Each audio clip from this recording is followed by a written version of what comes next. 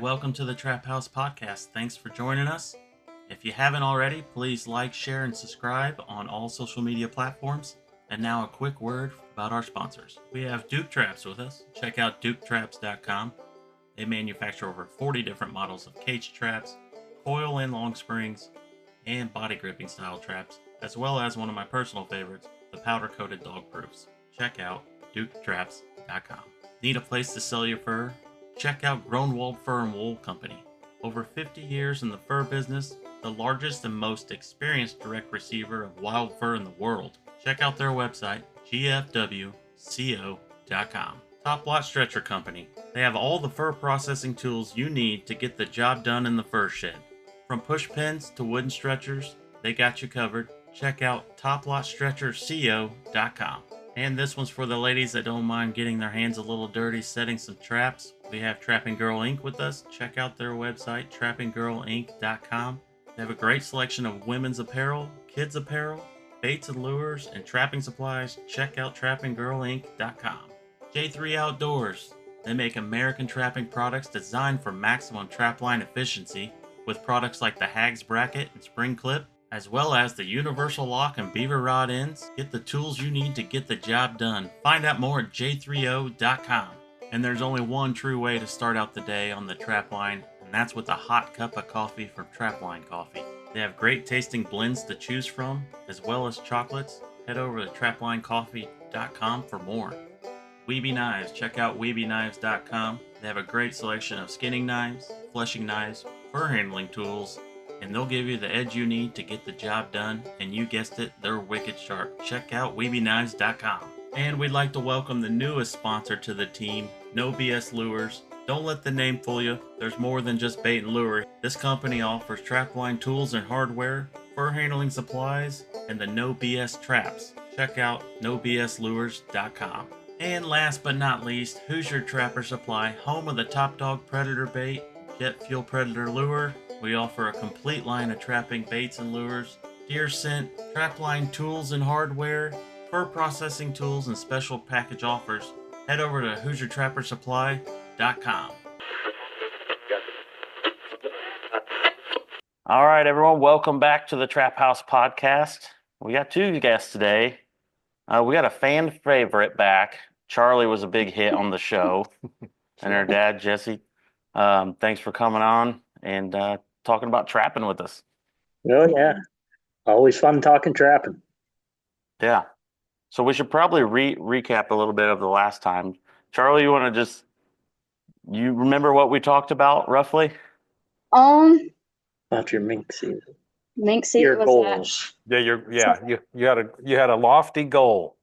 Oh yeah. So last season I had a goal of 20 mink, which I successfully hit, and it was funny. It took me exactly 100 days, and I managed to catch my 20 mink. So it was definitely a lot of work, and there was a lot of like trial and error with things, but it was a lot of fun. So Congratulations. Yeah, ask her how many coons she caught trying to catch those 20. what was it, like 78? Yeah. I didn't set a single coon trap last year, and they was like, man, but it was all everywhere. Yeah, it was like, because I go into it and like I thought like we were pretty good mink trappers, and then when you go for a goal like that, you don't realize how much like there's so many different little things. Like I feel like I learned so much about like my pocket sets and like what I need to do differently and stuff. So it was definitely a learning experience, but it was neat too, as her, with it taking 100 days that she got into breeding season, and those mink acted way different. Oh yeah. Those pockets, to where she was doing everything the exact same, and those mink were like a lot more aggressive when it came breeding season. So they're entering those pockets a lot different too. Yeah, it was a nice learning curve for her. Yeah. I watched the whole time, but So were the mink ignoring the pockets, more aggressive towards the pockets? The end of the season, they were just really aggressive. And I feel like there was just a lot of times where I was just having trouble with like my placement with the, like my trap in the pocket. Like I was just having a hard time figuring out, like, there was a lot of times when they were like setting off traps and like we could just smell mink glands. And that's the worst feeling, is walking up to a pocket set and just smelling mink glands and there not being a mink in the water. So there was like, and sometimes they'd like pull out the carp and like different things. So, and we seen that.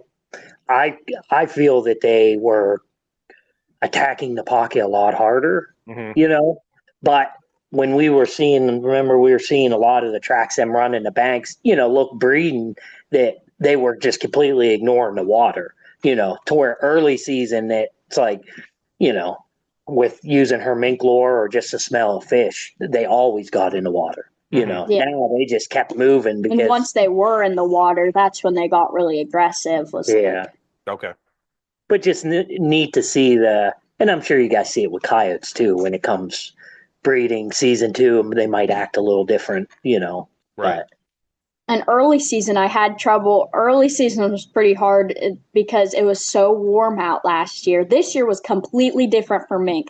Like this year, if I had been able to trap, I would have been able, like, make my own sets. We would have I would have dominated mink this year because it was so good. Like we caught 18 mink this year.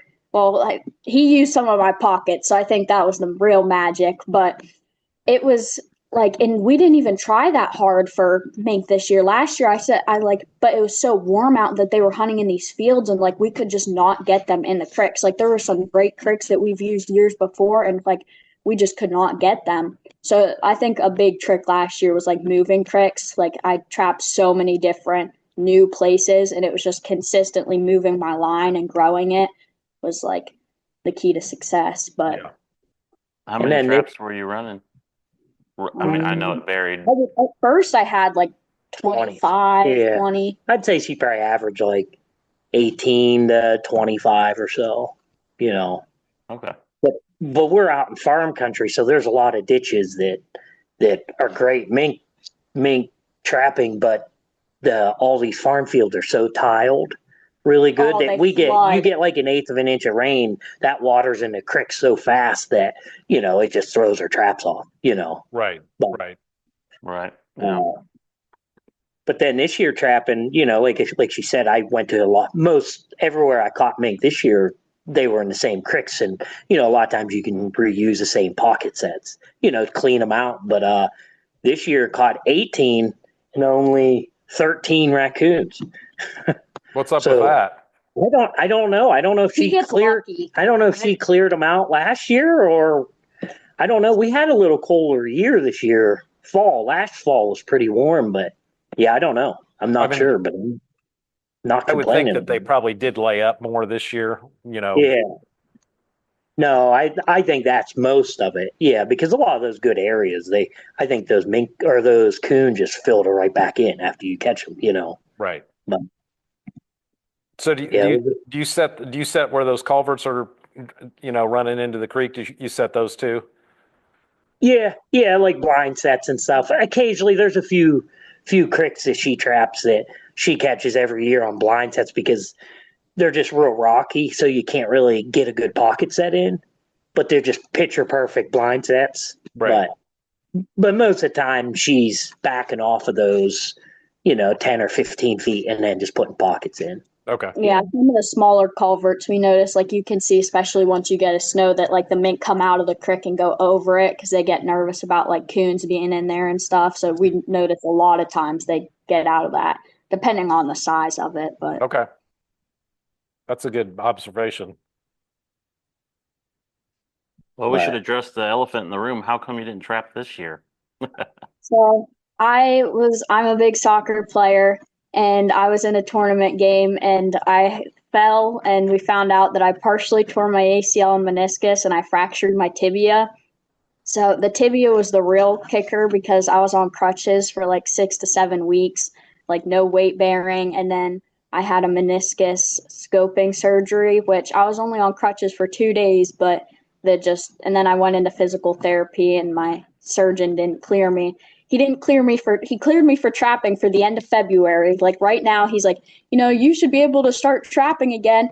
Well, trapping season's over, so that was unfortunate. But yeah, it was still early season. I was able to go when I was on crutches. Like I would still go to the cricks and ride along, but like I wouldn't get in the cricks, but I just like walk up and Well, But you checked a lot. You checked a lot of them, though. yeah, but then once beaver season started, he was on his mission for 50, and he was hiking way down into the swamp every day. And I'm like, yeah, I cannot do that. yeah. So are you pretty close to 100% recovery? Yeah, I have 1 week left in physical therapy, and then I'm pretty much cleared to do anything except the first year. My surgeon wants me to wear a brace. I need a custom fitted brace, and I haven't got that yet, but I'll be good for trapping season this year. So, okay. Yeah. It was definitely hard to watch him do everything, but I got to do a lot of field handling. I got to skin my fair share of beavers and stuff. So, Okay. Yeah, you were still active. Yeah. So, I mean, it's kind of a silly question, but I assume that's very, very painful. Well, I'm really stubborn, and I fell. So it was a tournament, and Friday night I fell, and like I knew my dad has never coddled me. Like if I fell, it's like you get back up. So I was fine, and it was literally like 5 minutes into the game too. I was so mad, and like I fell before. Like I just got back up, and I actually went and took a corner kick, and like I jumped, and then I like my knee just kept buckling. I'm like, this isn't normal. So my coaches, they took me out, and I was icing it. And that night we went to Walgreens and got a brace. The next day, I'm like, you know what? I'm fine. I can play. So I tried to play, and within like another 5 minutes, I fell the exact same way. And I was like, I remember I was laying there, and I'm like, I cannot. Like, I looked over and I saw our goalie they took a knee, and I was like, oh, I got to get up. And then it was like, so I kept, and then the game got tied, and I was like, I need to go back out there. So I tried playing again, and it was just a disaster. So they wouldn't let me play again. But I tried. Like it wasn't that bad, honestly. Like putting like I feel like it would have for what I did. Like I feel like it should have hurt worse. But what the most pain out of like the whole thing was I walked on it for 2 weeks, and I had a brace, and like it wasn't that bad. Like it was uncomfortable, I'd say, but it wasn't that painful. But once I got off crutches, I walked for a few weeks without crutches before my surgery. And I didn't need a brace because like my knee was pretty stable and whatever. But this is kind of gross, but my ACL was getting caught on my meniscus tear, and it was pulling, and I would like walk, and sometimes it would get caught, and I could feel it pull, and so I'd get like these really sharp pains, and I'd like have to like grab something because it like hurt. And that was like the most painful thing, is because I asked my surgeon, I was like, what is that? Like, why do I keep getting this sharp pain? And he's like, oh, that's why we need to go in and do the surgery, is because your ACL is going to tear that meniscus. And I was like, oh, that's fun. So, yeah. Yeah. I'm cringing over here just hearing the story. Yeah. Like my knees hurt. Yeah, but I'll be back to bed. I'll be 100% in no time. So you looking forward to soccer as well? Oh yeah, because I'm going into my freshman year, so this is my first year on the varsity team, and I'm like really excited. That was like the real like kind of a bummer with it, is that I've been training so hard to get on this. Like our school is really small, and the girls team does not have that many girls. Like there was 5 seniors graduating this year, so like it's hard to get a team together as it is. So I'll have a spot on the team, but like I've worked so hard to get here, and then it's like this happens, and it's like, well, but I'm excited, and it was good timing because now I'll have plenty of time to get back to where I was before soccer season. So, well, it's good. Yep. Glad it's and get back to trapping without crutches and. Yeah, I can put my pocket sets back. So were you able to give your dad advice on the mink trapping, or was? Well, he learned a lot last year because he wasn't allowed to do anything. So he just like stood on the banks watching me, and he's like, some of these things he's like, I don't know about that, but it worked. So she had a mentor from Ohio Trappers Association. I don't know if you guys know Tim Ackerman. If you've seen the name, it's I mean, he catches over 100 every year, but he's got some like off the wall different ways of doing it, and that he don't share to everybody because he takes the approach like, hey, it took him a while to figure this out, so he wants everybody, hey, go figure it out, go do it, because everybody just looks for the quick, easy answer to everything, but he took her under his wing because she we have caught plenty of mink before all this that he was telling her, but he told her before last year all these few little tricks and said, do not tell your dad until he sees what you're doing. And he taught, so I remember the first day, I was like, I made all these pocket sets and we like pulled into the one place and he's like, I'm calling Tim. Like, I just don't. And so he called Tim and he's like, is this right? Like, I don't know. And he's like, trust it. Trust the process. Trust it. And my dad's like, I can't. I was like, it was really fun. I liked making him he was like stressing about it. I'm like, that was fun. That's funny. So you set a goal, Jesse. It sounds like a 50 beaver. Yeah, I do this about every other year. I go try to hit 50, and then the following year, then because it's a lot of work. These aren't like right off the road places. These are hiking way back in, and all the gear's heavy. The beavers are heavy, But fortunately, I work for myself. I run my own business, so I was able to take some time off and really hit it pretty hard. But we live in a pocket that it's like, I feel like you could probably catch a couple if the weather cooperates. You could probably catch a few hundred if you had the time. If you had the time and the drive to do it. But a lot of it's on private, or not private, but public ground that you got to draw tags. They only give so many tags, but you can't use four-wheelers. You can't use any, so it's a lot of work, You got to hike in, a third of a mile to a half a mile back in. So it's like, you want to set it really heavy, but then what's coming the next day, But yeah, it was a good year. Yeah, we caught 50 again. I think what's this, our third time trying to hit 50. But I went really hard because I want to hit 50, and then I was like, I got to get caught up on skinning and because we just skin and then freeze. But then I'm like, I was debating on maybe trying to go after 100, but then the weather just is. I'm primarily a foothold guy. I don't run a lot of, conibear sets. So with the freeze and stuff, it just made my mind up for me. So once I hit 50, I didn't end up going back out. So yeah. So what's your primary set that you set up? You said foothold, but ground line or caster mound set? Caster mound. On a drowning rod, and I use rebar. I didn't switch to fiberglass or anything, but we got a lot of hard bottoms around here that. What? It was like the first time he tried to use a fiberglass rod was so funny because he could not get it in the ground. Like it was really funny because he got really frustrated. Well, I'm like the type, I have a hard time switching anything when it works. Right. If that works. So yes, I hate carrying those rebar in. You get 4 or 5 of those; they're heavy. I found a trick. I just take black electrical tape with me, and I wrap that around, and that stabilizes them really good. And but those fiberglass, we got those hard bottoms. I just struggle to get them in. Yeah. To where the rebar, is a little more forgiving. That even if I can't get them in, I can pound them in. I rough them up on the one end with my hatchet and pound them in. But I use this new thing. I don't know if you guys ever seen. It's like that toggle. Yeah. Have you ever seen those? Yeah. How guys use that to connect their beaver traps to the rods? Yeah. This was the first year I used these, and oh man, those are a lifesaver. They work really, really good. So wait a minute, you're using that to connect the trap to the rod?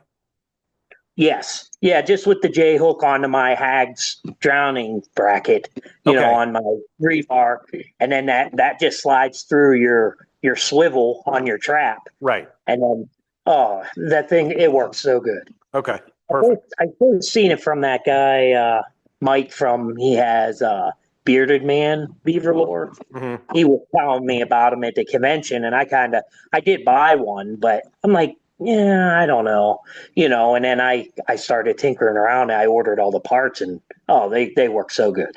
Yeah. Really good. So I don't have any traps attached. I tape those rods because I'm hiking in so far. And then, those traps are easy to carry in your basket, so yeah, it's a good system. Everything's heavy, but there'll be a day that I'm not going to do this, but right how long are the rods you're using? 10 foot. 10 footers. Yeah. 10 foot. Yeah. Yeah. I'm going to try to design, or not design, but I'm going to try. I got a buddy that's a union welder and he does all my welding, but I want to try to, the conventionals, you weld that big washer on the end, on the fan to pin it down. Yeah. To stake the upper end. I want to try to do that, but turn it to the side and down a little bit so I can pound on the end of the rebar. You know what I mean? Right. I just feel like that would be easier for us, but that's a system I use. They do really good. Yeah. I started trying those no BS beaver extremes. Mm-hmm.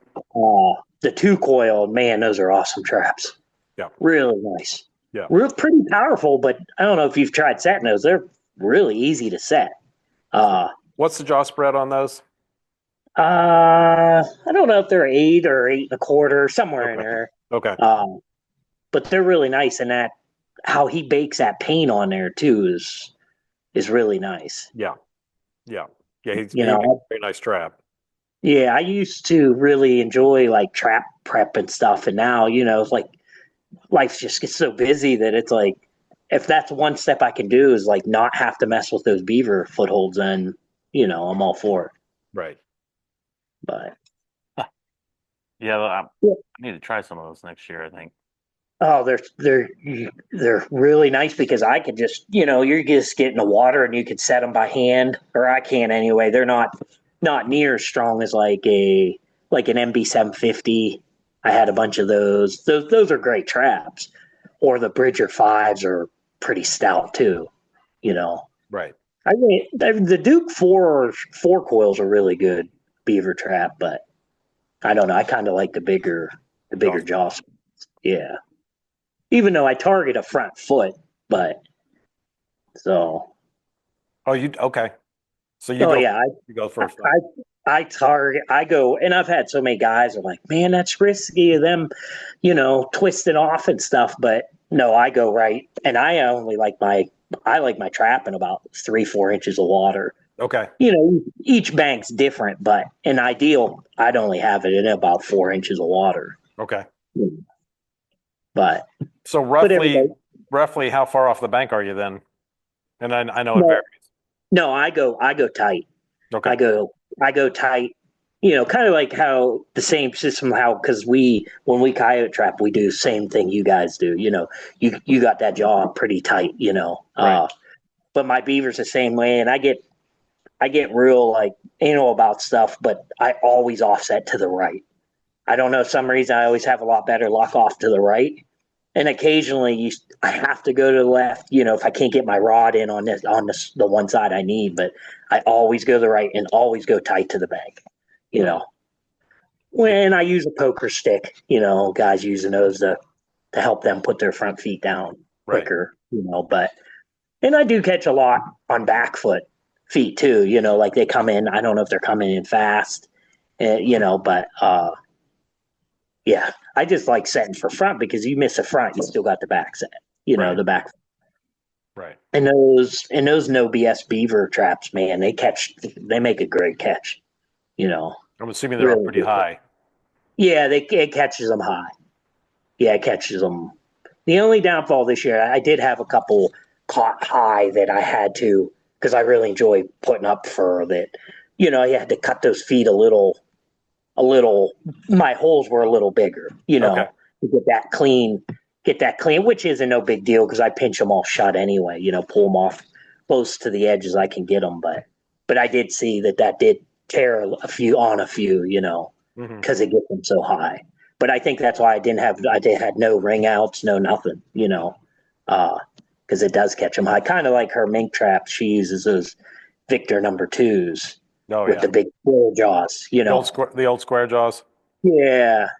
Even though toward the end of last year, like she said, that some of those mink were coming in so hot, so fast that I don't know. I'm not sure, just because the jaws are so big and they're a little slower. So she did switch out talking to Tim, because Tim runs all Duke 1.5s, because he can dig that pocket smaller and all that. So she did switch some out, that last few weeks before she hit her goal. And I mean, I don't know if it's just a coincidence, but they did actually help her catch. The last probably 4 or 5 last year she caught in Duke 1.5s. They're a lot harder to set though. Oh. Like Victor, I could set by hand if I put enough force down. The Duke 1.5s, there's like, yeah, no. They are. That's a stout trap. In fact, we were using some on muskrats, and I actually took a torch to the springs. Oh, really? Yeah. Does that work pretty good? It does.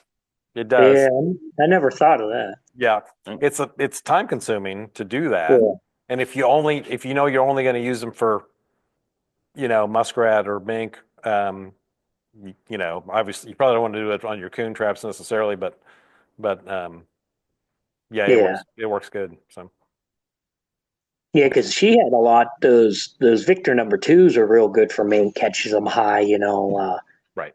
She caught almost 80 coons last year, but she probably had that many pullouts on those coon. Which isn't bad, but it's not like that deters them from ever coming back around. Especially when they take my fish too. They are gluttons and they don't care. So. Oh, they are. They are. Like even the ones we catch, every time you can always see they're eating while they're sitting there, and it's like. And then you catch a mink, you get a big buck mink, and that bait's still in the same exact spot as it was the night before. Oh yeah, it's perfect. Like mink trapping is so much better. Like when you catch a mink, because it's like, 1, you caught a mink. 2, the set is in perfect condition, like nothing. You don't have to touch it. Just reset the trap, and that's good. And I have her use rotors, brake rotors. Yeah. Just because a lot of those cricks are so hard to pound stakes and stuff. So she uses those. So at least with the coons, they do make a mess, but they typically get, maybe 10, 12 foot away, from the pocket. They'll pull that rotor a little bit. But yeah, I was surprised last year she caught in the same pocket about a week apart. She caught two otters.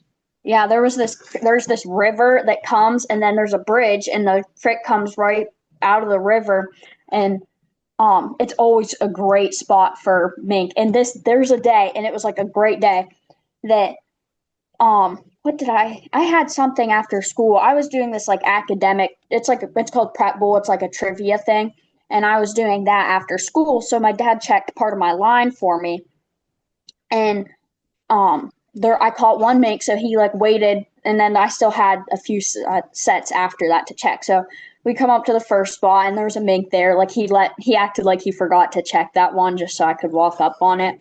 And so I wasn't allowed to take it out, so yeah. So I got it and reset the trap and whatever. We went to the spot where the river was, and I walk up, and there's an otter sitting there. And I'm like, are you kidding? Like, this is crazy. Like, a live otter's right there. And then walk farther down the creek. Like, the otter's here. I walk down here, and there's a mink. And then I walk down here, and there was a mink in my blind set. So I caught 3 mink and my first otter in the same day. Oh it was it was the craziest. Like, that was honestly one of my best days, funnest days trapping, because it was all at the same spot. And yeah, those 3 sets, the mink, otter, and mink, all were probably about 40 foot apart. It was crazy. Yeah. And it was still alive, and of course the season wasn't in, so I had to let it go. Oh no. That was fun to watch too. I mean, Did you film it? She did actually. I do have it on my phone. I was laughing.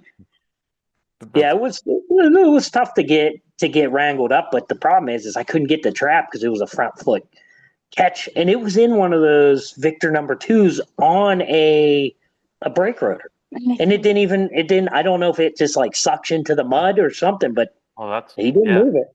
Huh. You know, I mean, that's a powerful animal. So you would have thought, yeah. I mean, don't get me wrong. It wasn't like a 25-pound male. It was probably like I don't know if it was a male or female, but it was probably like 18, 20 pounds. You know, could have been an adult female, right. You know, or a young male, but they're still strong, you know. Right. Yeah. Their whole body is just muscle. And then it was about a week later, that same set, she had caught another otter, but must have caught it early, and then the water came up like 18 inches because where that otter was in the water before, there was only like 4 or 5 inches. Well, the creek flooded that night. So when we went to check, you know, we couldn't even see the trap.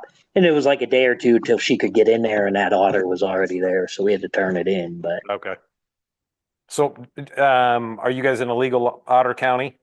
Yeah, we can catch 3. Okay. We normally catch a couple a year. Okay. Okay. You know, during beaver season, but those ones happened to be about a month early. I got you. Okay. Then I had to pull the sets because we're like, we can't keep catching otters, but it's a good mink spot.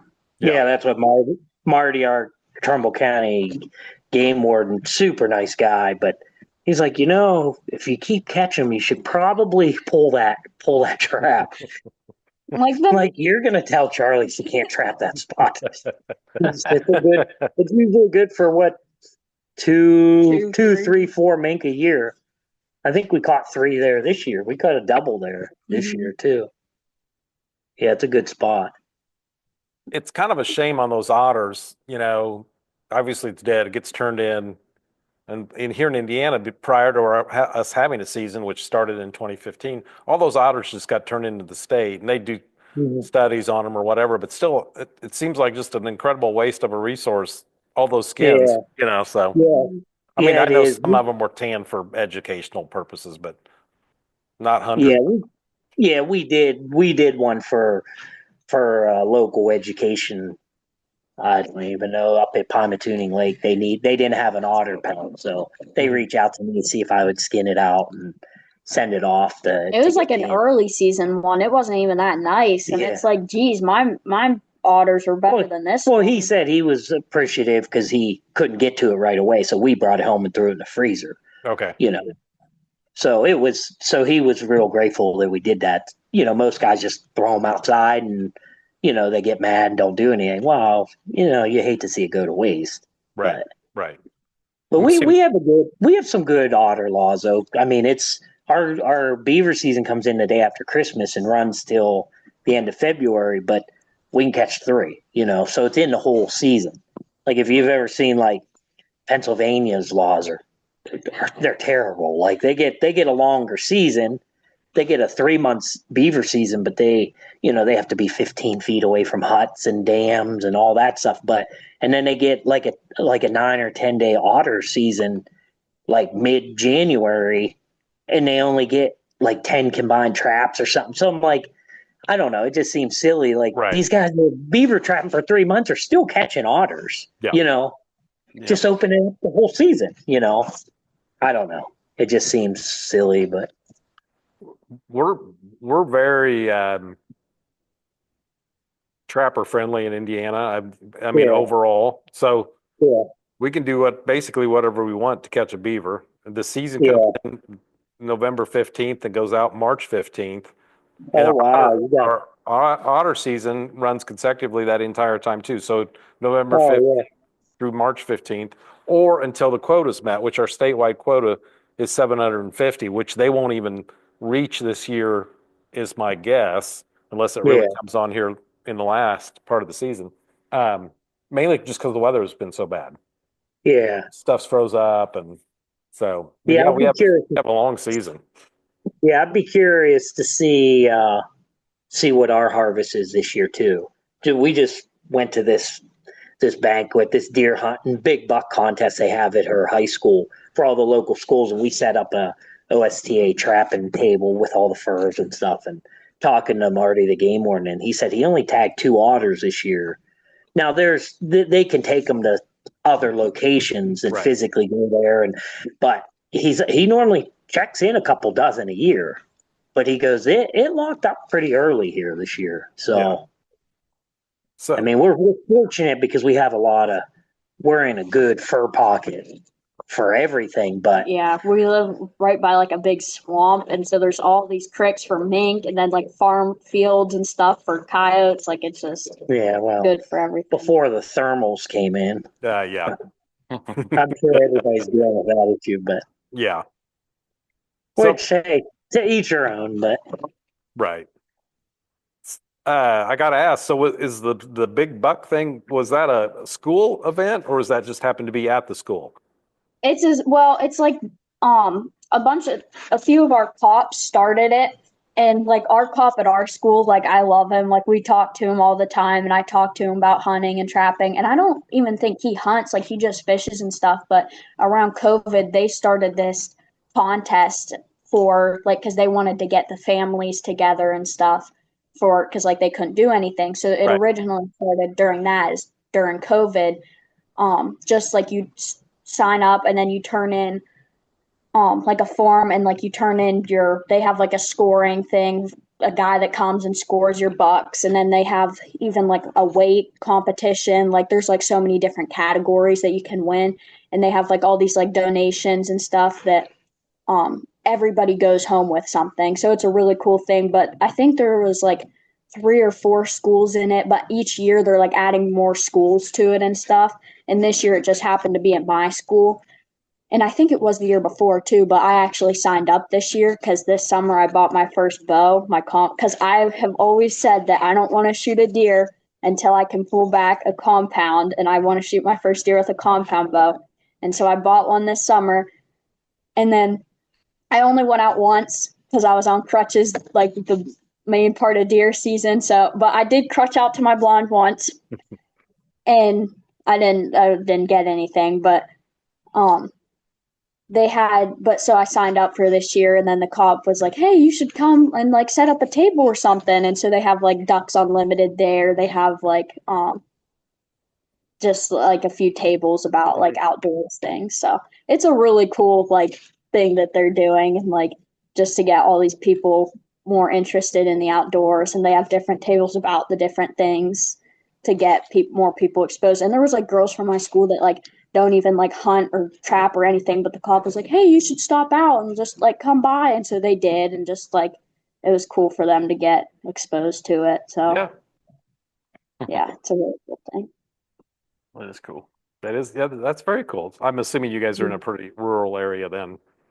Oh yeah. Yeah, we're way out in farm country. Yeah. So I was sitting here thinking, jumping back to a beaver question. You said you were hugging the bank. How your caster mounts? How close are those to the edge? I'd probably say like 3 or 4 inches. I don't get too. Okay. I don't put them way back or anything. No, because I don't want them. I don't block them down a lot. Like I listen to that guy that you guys have on. What's that real good beaver trapper that you guys have? He's got the big mustache.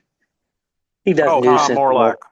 Yeah, I listen to him. He's a real good trapper, But just cool seeing guys doing it different, Right.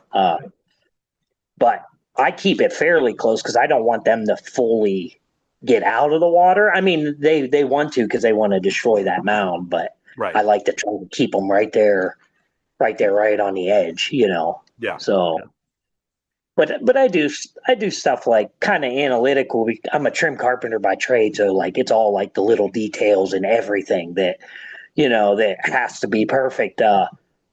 Like if you try to play the wind, like we got a big river system with swamps and stuff, but like if you can play the wind, then I mean obviously you can make your caster mount size of a baseball and it's gonna work. Right. But if you don't got the wind in your direction, I make them a lot bigger. So that plays into it. I mean, I like a big mound if I can, but like I said, if you get usually in those rivers that those thermals all drop down in there, and they're gonna smell it no matter what. But there are different cases of different size, mounds I like to make and stuff. So right. always make sure I always do like after you make everything and you put your beaver lure on it. I like a heavy caster based. I mean, Right. I make my own beaver lure, but it's like mainly all caster. I mean, there's some other stuff in it, but you got to touch of water with that caster. I don't know. You guys probably know that, but I don't. I know a buddy of mine went with us, and he's like, "Huh, I think I do remember you doing it, but as soon as you touch it, you just see, you want that scent just to get in that water, Yes, it just floats right on top and just starts dispersing. Yeah. Yep. It's the same thing with her pocket sets when she puts that carp in the back of that pocket set. Don't have that completely out of the water. Have it touch in the water, because you touch that carp this year and part of last year. This year I used all walleye heads. Last year I loved the walleye heads because they was so easy to push back in. Like, because I'd touch water with it, oils would go everywhere. I wouldn't say it's as oily as the carp is, but it's a lot. Pretty oily. It is, but the carp is really. Carp smell a lot worse. Yeah. It's like. But the walleye heads are always nice to shove back in the pockets. They stay in there. I gotta ask, so you cutting the cheeks out of those walleye heads? Well, we don't really go fishing. We know some guys that run up to Lake Erie and fishing. I got but you. Yeah, okay. when we get all the walleye heads, the cheeks are gone. Yeah, but that's when good. when you got those walleye heads or carp in that pocket, you should see all those oils coming out of that pocket. Right. But. And that's what we use. We used bluegill for a few years, and we caught plenty of mink, but we weren't seeing that. And we have seen our numbers go way up when you get a more oily fish. Right. Right. Yeah, it makes a huge difference. So, Charlie, what about your mink lure? How often are you using that? I feel like I haven't done anything. I don't even know if I made any, but I had a bunch of it. But I use it a lot, but I think last year I was so go with my pocket sets that I was doing not the bare minimum, but I was trying to go faster. So I didn't use it as often, but definitely I use it with high banks. That is my big thing, is because I feel I don't know, I just get weird that I think they're going to run up and not smell it. So I always if they're out of water, so then I always put it above my pocket and that, or even rivers and stuff sometimes. But I haven't used it as much, but it's been because I said last year I was so go and it was fast, and before it got dark, it was always a big rush to get all my traps checked and stuff, especially when you have so many coons slowing you down.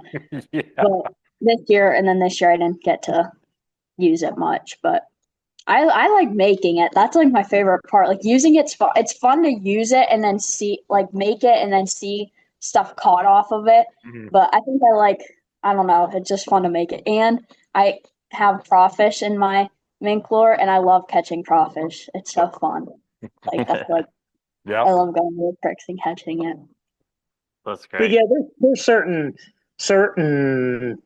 cases that it's not going to hurt anything using it, but there's certain cases that you're not going to really benefit, probably, especially when you got you see all that oil just piling out of that pocket set. But we've had cases, because there's been snow, that they just run, they're about 18 inches, 2 foot above your pocket, and they just never stopped, and then drizzle that from the top down, and that just gets them to stop, and then they come down and investigate, so there's cases that yes, I think that it's gonna really help, but yeah. Now my coon lure, that's a different story. I use my coon lure on every trap, every dog proof I ever use, and it's so fun because I catch so much. Coons are so fun. Fun when they're fun to trap when you're trying to catch them. When you're not trying, it's you hate them. But it was funny last year at the beginning of the season. My dad goes, "You're gonna hate coons by the end of the season." Well, Tim too. Yeah, because I've always said that. I'm like, oh, I like coon trapping. Like, it's fun, And then him and Tim and everybody's like, you're gonna hate coons by the end. I did. So here's a challenge. Here's a challenge for you. Come up with a mink attractant that repels raccoons. Yeah, that would be a seller. Like that would be like a coyote lure that doesn't attract domestic dogs. It didn't happen. No. Yeah. Speaking of coyotes, I did see that you ended up catching one on jet fuel.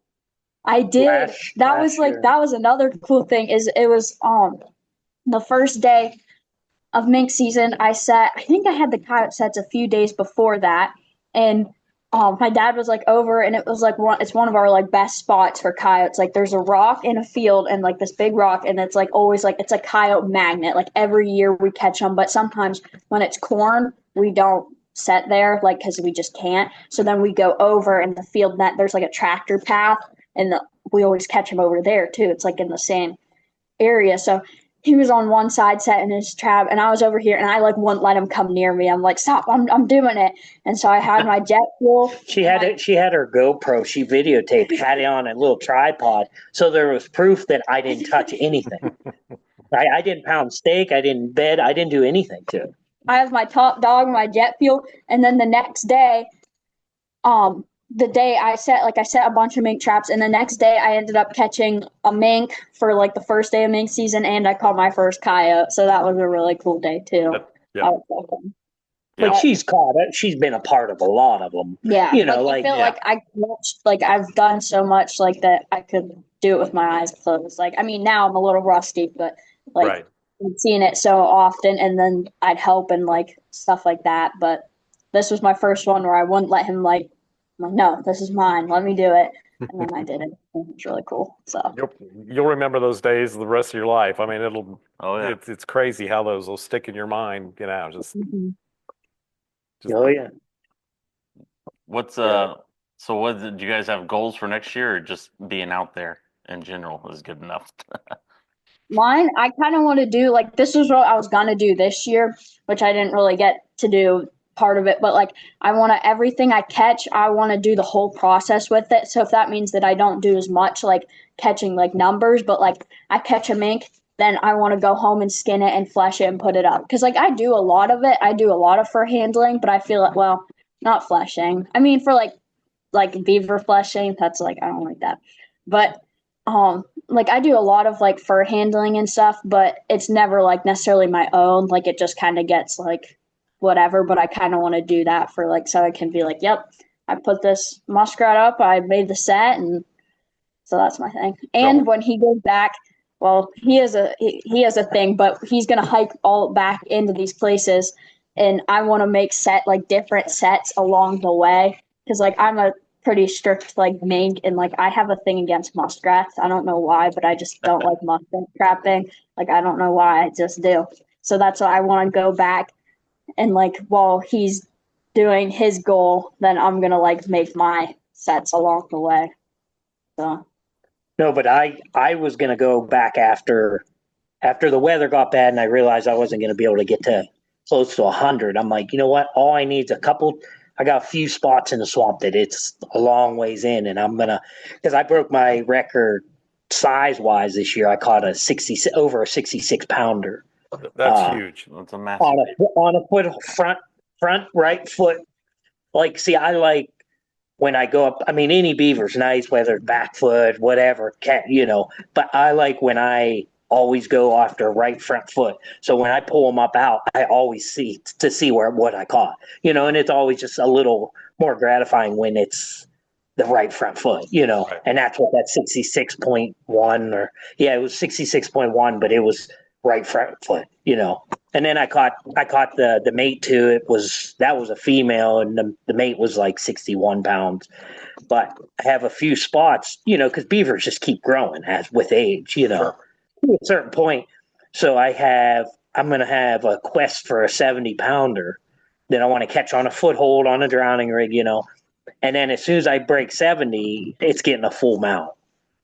I debated on mounting this one because the tail was just so big and there was like no bite marks in it. It was just pristine beaver. But then I'm like, yeah, I don't know. I think I can do bigger. At first, it used to be 60, but then he caught a 60-pounder. He's like, I don't know. Well, I'm glad I didn't because I caught over three 60-pounders this year. But we're in an area, we got a lot of beavers, but, you catch some 60s, but you're not going to catch, they're not around every corner, Right. But, we have friends in Wisconsin, and they catch so many huge beavers. It's crazy. Yeah, they catch 70-pounders every year, but yeah. But here, a 70-pounder, I think, is a true trophy. You see pictures like buddies or people like, oh, I caught a 72-pounder. And I'm like, I'm willing to put money that's not a 72-pounder. You know what I mean? Oh, yeah. We hear those fish stories every day. It's like the 60-pound coyote or the 30-pound raccoon. Put it on the scale. Let's see it, Yeah, absolutely. So that's what I'm going to do. I don't know as of now. Because after a year of catching a lot of beavers, I'm always going to catch 30 or 40 a year, but I'm going to try to go after a 70-pounder, just hike even farther in, just with a couple footholds, but we'll see. That'll probably change, so it's too early, the pile of beaver furs are still sitting here. So it's a little early to make goals, but we got an invitation to go up to northern Maine to Fisher and Martin trap, but I mean we've been able to go any year. Yeah, she could bear trap on the same lease, but it's just trying to work out the logistics and that may have to wait until she's in college or because you're not going to drive up there for a week. You're going to need to drive up for multiple weeks, and Right. Hey, I can keep up with my work. I think I'd be fine. But, I'm a smart kid. I can do it. I'll be dropping out of high school just to go crap. I think you could do it. Yeah, well, I don't have a high school diploma, but look at this bear I caught. Well, there you go. You said something about mounting that beaver. I wouldn't worry too much about the tail because they're usually fake. Well, I know, but you can wouldn't you? Like, do you guys mount beavers or no? We do. You'd have to probably find somebody that's willing to do a cast of the original tail and go that route.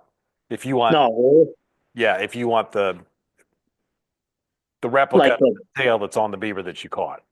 So what would you like if I brought that beaver out to you guys? What would you do? Just put any tail on that, like the. They make you buy them. They're just different sizes. They've got really big ones. They got big ones, small ones. Some of them are kind of longer. The smaller ones are longer. Are they already painted and stuff, or do you have to paint them? They're black. They're black, and they're like a rubbery type substance. And you rub some dirt and mud on there, and it kind of gives it that. Yeah. So you couldn't, if I had like a bite mark in it, you couldn't cut that to mimic that, or. You could. Or do you want to? Yeah, you could. You could. No one's ever asked that I know of. No. we don't do a lot of them. Well, for one thing, they're pretty expensive to do. But all right, we're talking. I got one right here. Hold on. Oh yeah. Well, you guys are only about 5 hours. I've actually been out to your shop a couple times, but years and years ago. But okay, if we hit 70. Because I don't really know anybody that mounts beavers around here, so. Might have to back up, Charlie. This has got a big old. This one was. Oh, that's cool. Yeah, that's a cool mount. And I don't know if you can see. You can see it. It's got a big tail on it. Oh yeah. I want to say this was in almost 60. Yeah, that one, that 66-pounder this year was just pristine, like no bite mark. It was really. It's heavy. I'm putting it down. Yeah. And I'm very surprised. Like if you see that picture I post on that catch circle, it's like I get all these I caught 13 beavers this year that stretched 70 inches or bigger. So I caught a lot of big beavers, and most of them have no bite marks in. Well, that's unusual.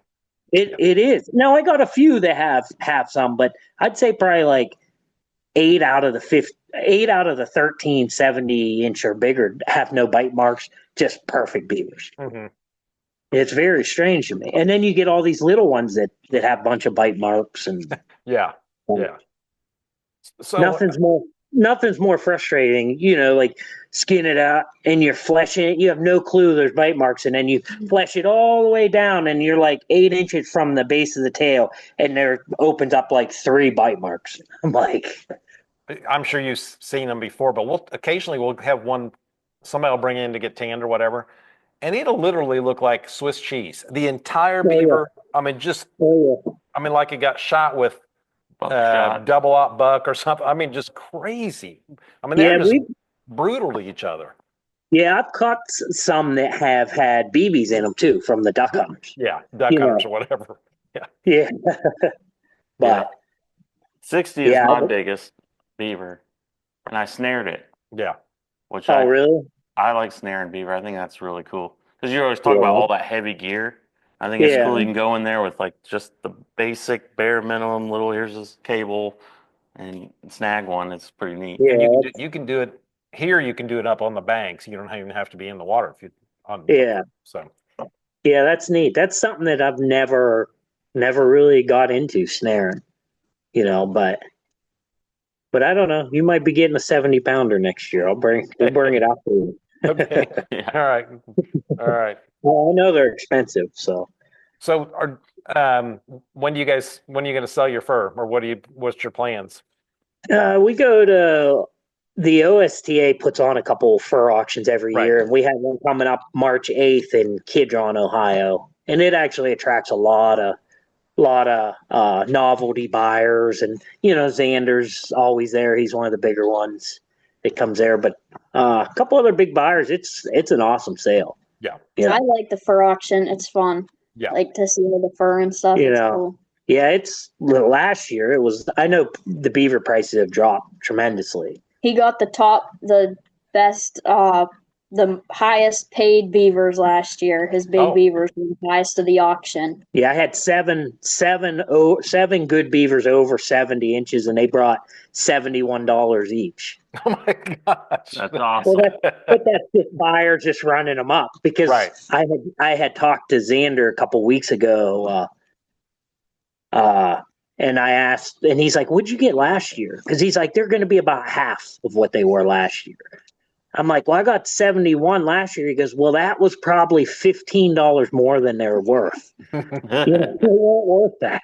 But he looked at them, and they were like, when they're that nice, like no bite marks and stuff, he goes, those ones aren't going to the Hatter market. Yeah. He's got buyers that he knows right off the bat that where those beavers are going. But it's a good time. Like, you're not doing it for the money, Right. I like actually the price comes down because we got to go in October every year to Akron, our regional meeting to draw permits to trap public land in Ohio. You got to get permits for beaver and otter anyway. And, like last year, the number, like there was a lot, over 100 guys. This year, there's about 75 guys, so you see that slow taper when the money goes away, that the guys go away. So, yeah, so I don't mind the price coming up,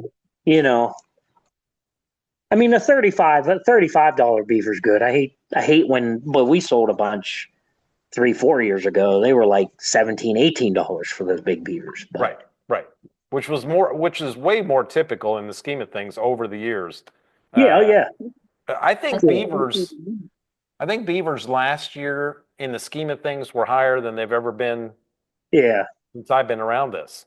I mean, when they're buying green, just skinned frozen beavers for $30 and $40, I mean, that's crazy. Yeah, it is. It is. I could never bring myself to sell green beavers. I love like people come to the auction and they just have like a beaver. It's like weird. Yeah, the last year at the auction, guys, I think they thawed them out, but they had a couple beaver on carcass still, and they sold. Yeah. It's just crazy. Yeah. Our first sale, well, the one we're part of, Chapter 7B Fur Takers, is this Saturday. Then Sunday, we Groenwald coming here at the shop to buy in the parking lot. So Okay. be kind of nice to kind of see what the market's doing, right? Yeah. Is your first sale, do you just attract a bunch of different buyers or? Yeah, I mean, it's kind of some of the same ones from over the years, and then, but those novelty buyers that you guys mentioned, those guys are important because Oh, stuff yeah. that's, slacking on the market like red foxes and gray foxes, if there's any around, or even mink or possums, those guys will really push the price of that stuff up. Oh, absolutely. Last year, one of our friends, he's gonna make, what is it, like a mink coat or blanket or something. He's making a beaver like king size comforter, but he's trimming it with mink. And so he bought all my mink, and I got $20 a piece for my mink last year. There you go. I mean, that's awesome. It was pretty good. Yeah, that's very good. All 20? Well, I had one that went bad. Two that went bad, and then one I ended up getting mounted, and it's a really cool mount. It's like on a beaver chewed stick and stuff. I have it in my room. It's pretty cool. My dad said he wanted one tanned. Well, I knew I wanted to get one full mount for her.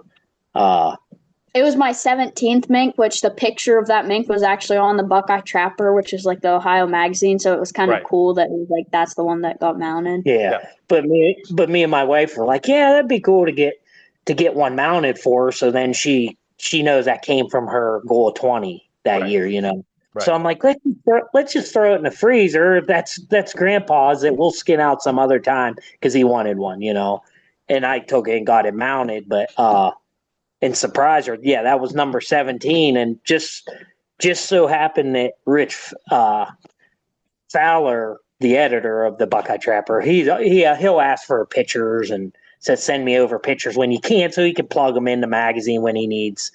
Right.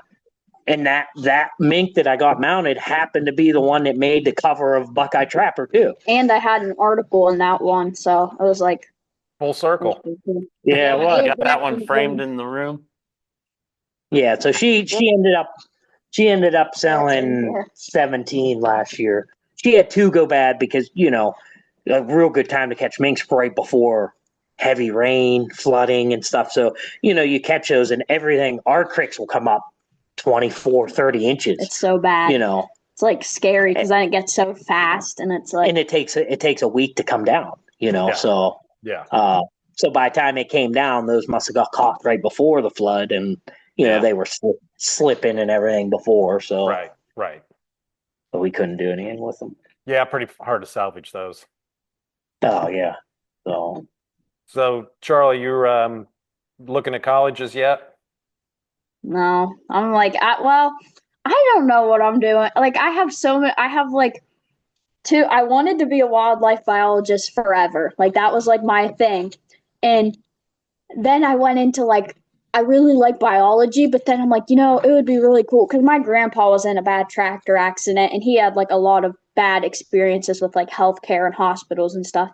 So I'm like, I want to be a nurse. And then I'm in between 2 things, between being a nurse practitioner, and then I want to go into like cardiology if I end up doing that, which is like heart, because I love the heart. Like, I don't know, it's so cool. Like, I have all these anatomy books I got for like Christmas and stuff, and like I love the heart. I don't know, it's just like so cool. Mm-hmm. But then we went to the Ohio State the convention, and there's our biologist was there, and she was doing these things about like she was scanning the animals and like taking out the important things that they use for studies and stuff. And she had like a pregnant otter and stuff, and I like ran up there because I wanted to see it, and like I thought it was like the coolest thing ever. And she's like, yeah, you got biologist, and you like, people were like, ew, that's gross. I'm like, no, I need to go see that. Like, that's so cool. And so then that like made me like, oh, this is like the coolest job ever. Like, you could get in, like, be involved in like trapping and stuff, because I always love that part of trapping, is like going through and like looking at like the inside, like I don't know, I just think that's so cool with like trapping and like the whole process of it, and like looking at the behaviors of the animals. So then I was like, oh yeah, I'm gonna be a nurse. But then I saw her and like did that, and I'm like, yeah, I don't know what I'm doing at this point because it's so cool. Like, I love it.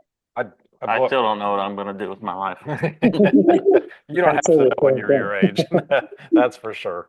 Well, the main thing is you've got all those interests and they're all kind of in the same area, really. Yeah, so it's like biology. That's just my thing. It's like, do I want to like go into human, or do I just want to stay in like the outdoors? Like, yeah, I don't know. Yeah. It's just it's definitely trapping something that'll always like stick with me. I'm like, yeah. That's like last year. We live about 5 miles from the PA border, so we trap PA and Ohio. Okay. So, like, I was doing this new barnuminium job out in PA, and they had a beaver problem. This was last March, and trapped the beavers. It caught this big female, and her stomach is just huge. Like, you could tell she's pregnant, but they had it flooded. The farmer couldn't get back to their back field and stuff, so brought it back, skinned it out, and I'm like, here, we're going to take it out back. Because I forced him to cut open that beaver. You did it. Yeah, I was like, I want to cut open this beaver. And he's like, I'm not. He's like, that's gross. Well, I'm like, I don't know. I knew that it was pregnant. I don't need to see it. And I'm like, no, we're doing it. So we drove back on the 4-wheeler, and it was like, it started to rain. And I'm like, no, I need to do this. So I cut it open and was like looking at it. It was so cool. Like, it's just like, he caught this beaver. Like, I thought it was like really cool. But yeah, it started like raining, and I'm still looking at these like little beavers. It had like four beaver babies in it, Right. Yeah. So he actually caught 5. So he caught 5 beavers in one. Well, yeah, pretty much. Yeah, that was really cool. I like that. That was a big beaver. Yeah. But well, it's been great to catch up with you guys. I'm glad the time frame. I know it was last minute, so I was wondering. So I'm glad. Did you guys go into? Yeah. Well, before we wrap this up, you guys going to any conventions this upcoming summer or plan to? Yeah, we're definitely going to the OSTA one. It's actually only about an hour from the house here, but we're really tossing around. We're probably going to go to the NTA too down in Virginia. Yeah, it's only about a 5-hour trip, so we like going out to the PA one too. They put on a good convention, but it's a long ways off too. I think it's a 4.5 hour, but yeah, probably just we could do it. Probably just the NTA and the OSTA one. Yeah. So yeah. Well, certainly we'll see. I don't know if we'll make the OSTA. We always have a conflict because of the Trappers College, but we'll definitely be at the NTA. And if you do happen to make it to the Pennsylvania, we'll actually be there, or I'll be there for sure. They asked me to do a demo, and that'll be the first Pennsylvania we've been to in a long years, time. Yeah. So, but and I know the Pennsylvania next year. Next summer it's in Crawford County, which is only like 25 minutes into PA. So it's about 40 minutes from us, but that'll be a good one too. I like when they're close. Yeah, exactly. So, well, in the NTA in 26.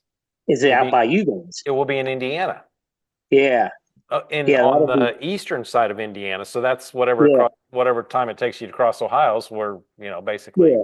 So.